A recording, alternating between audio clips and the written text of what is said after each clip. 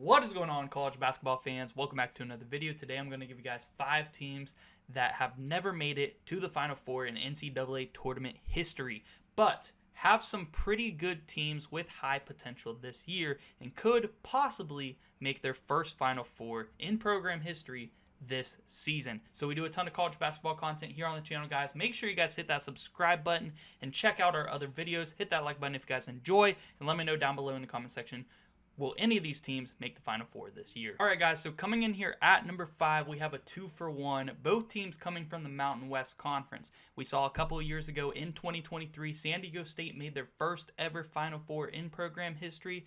Could these two teams do it this year? We have New Mexico and also Utah State. Starting off with New Mexico, they're coached by Rich Pitino, who has done a pretty good job since he has become the head coach of that program. They have Donovan Dent, who is one of the best players in college basketball. Not even just saying that for the purpose of this video. He is actually very good, very entertaining to watch, not just scoring-wise, but playmaking-wise, and he is very efficient with his scoring as well, shooting above 50% from the field and above 35% from the three-point line. So very, very good point guard there for the Lobos. We know how important point guards are when it comes to March Madness. They also have Nelly Jr. Joseph. I don't think he is as good as they had JT Toppin last year, but he is a pretty good center. I decided to throw New Mexico in there. They have a really good fan base, and they deserve a good run in March Madness. I would love to see it happen. I thought they had some potential for it last year, was unable to do so, but they actually have 0 Final Four appearances, 0 Elite 8 appearances in history, and only 2 Sweet 16 appearances, the last one coming in 1974. Kind of surprising. I thought it would be maybe a little bit more recent considering how good and passionate that fan base is. They deserve at least a Sweet 16 run. Their last one coming in 1974. Next up, also number 5, Utah State, coming from that same conference. Now, Utah State has had an amazing start to this season so far.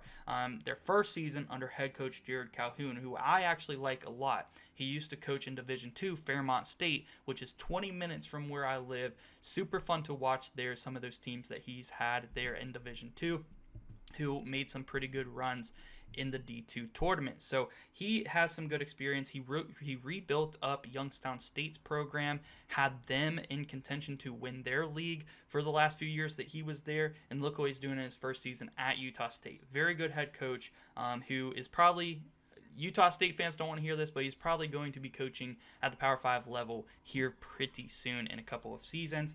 But he has a really good team, and they're very guard heavy. You know, Ian Martinez, Mason Falzev, Drake Allen, Dexter Akano, some really good guards, and they're built off that. They play really good. I do think that there is some potential for this Aggie team to make a run this year, maybe even to just the Sweet 16, but possibly to the Final Four. They've never been there before, but they have been to 2 Elite 8s, their last one coming in 1970, and 3 Sweet 16s, also their last one coming in 1970. Next up, coming in here at number 4, we have another mid-major and our last mid-major of this top 5, and that is going to be the St. Mary's Gales. Now, they have been a pretty good program over the past so many years under Coach Randy Bennett. He has been there forever and done an awesome job. He's one of the more underrated coaches in college basketball, but they have been getting to the tournament, just unable to make some good runs in the tournament as of late. And I don't know how many people know this, but if you're not paying attention to the West Coast Conference, they have won the regular season championship in the West Coast Conference the last 2 years over Gonzaga, and it's looking like they're going to do it again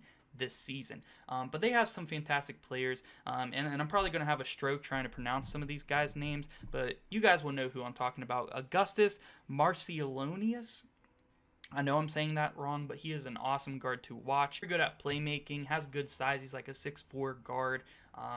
Awesome piece there for St. Mary's. Also, Paulius Arauskas. I hope I'm pronouncing that name right as well, but him and Mitch Saxton have been awesome down low as a front court duo for the St. Mary's team, and they also have a good piece as a sophomore in Jordan Ross, who I think is an excellent player who is going to be awesome for the Scales for the future. And they did lose Aiden Mahaney over the offseason, who did transfer over to UConn, but they look like they are doing just fine without him this season. They do have 13 tournament appearances in March Madness history, and they have made 1 Elite 8 in their history. That is all the way back in 1959. They've made 2 Sweet 16s in their history, one being in 1959, their other one coming a little more recently in 2010. But they've been making the tournament, just unable to make some good runs. Can they get back to the Sweet 16 this year? Maybe even making their second Elite Eight ever or their first Final Four in program history. Up here at number 3, we do have Missouri, the Missouri Tigers, and that is what it has been.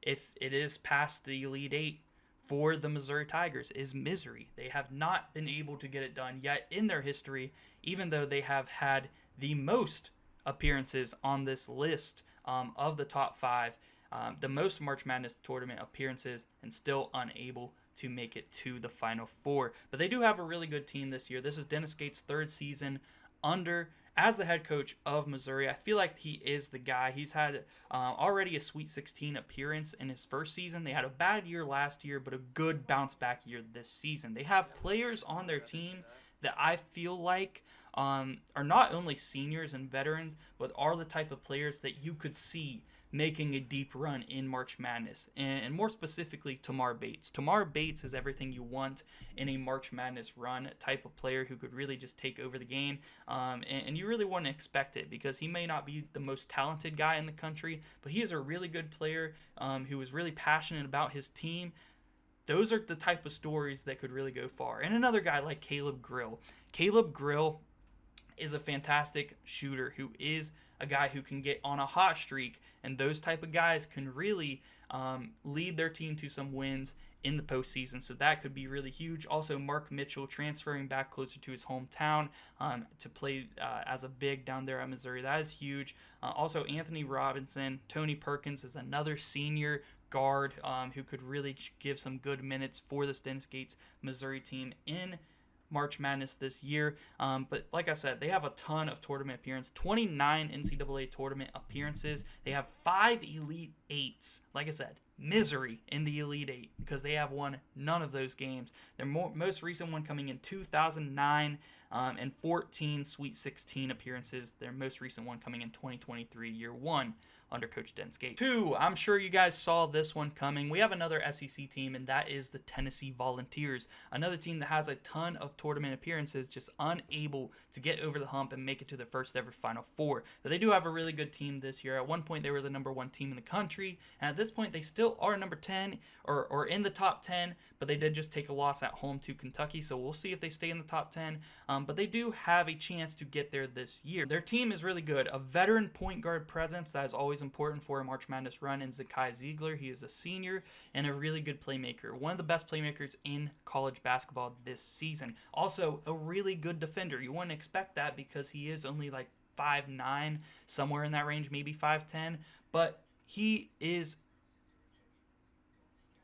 a really gritty guard who can get some steals and guard you up. So that is great to have on your team. Also, Chaz Laynard, transfer from North Florida. He has been playing really good and shooting the ball at a really efficient rate. Slowed down a little bit recently, but still a fantastic player. They have other good players like Jordan Gainey, Igor Miocic down low. I know I'm probably pronouncing that last name wrong, but a really good big man down low. They have a fantastic team that plays good defense and has a veteran point guard present. Could this be the season Tennessee finally gets to the Final Four? Let me know down below. Or will Tennessee once again be out by the Elite Eight? Well, they have 26 tournament appearances in March Madness history, made 2 Elite Eights in their history, most recently coming last season in 2024, and they have 10 Sweet 16 appearances in their history, and last year they were in the Elite Eight and bringing back some of those players. So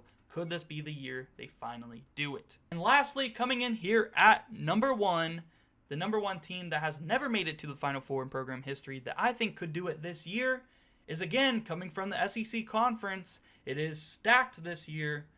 The Texas A&M Aggies, the second Aggies on this list. First Utah State, and now Texas A&M, and they have a fantastic team. Buzz Williams is a great coach, he's been building this up for the last few years, and Wade Taylor is another one of those veteran senior guards that you want to have on your team for a good March Madness run. They have other good guards as well, specifically Zurich Phillips. He has come in big for this A&M team whenever Wade Taylor was out a few games this season and stepped up big. And that may be huge to have that experience as the top scorer on their team to come to March Madness. Also, Henry Coleman down low, I think is going to step up big time in March Madness. He is a really good rebounder, a guy who can play defense and help his team maybe go on a run this March, and some good forwards with some experience in Payne and Garcia.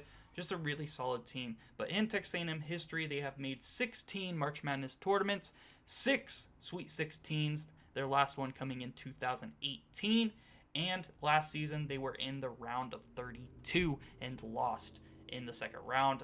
They have 0 Elite 8 appearances, so not only could Texas A&M make their first ever Final Four this season, but they could maybe even just make their first ever Elite 8. That would be awesome to see for this Texas A&M basketball program. But let me know what you guys think about this list down below. Do you guys think that any of these teams have a chance to make their first ever Final Four this season? Let me know down below in the comment section. Make sure you guys subscribe if you guys are not already. Ton of college basketball content here on the channel and more coming your way as we are getting closer and closer to March Madness. You're not going to want to miss it. And yeah, guys, thank you so much for watching.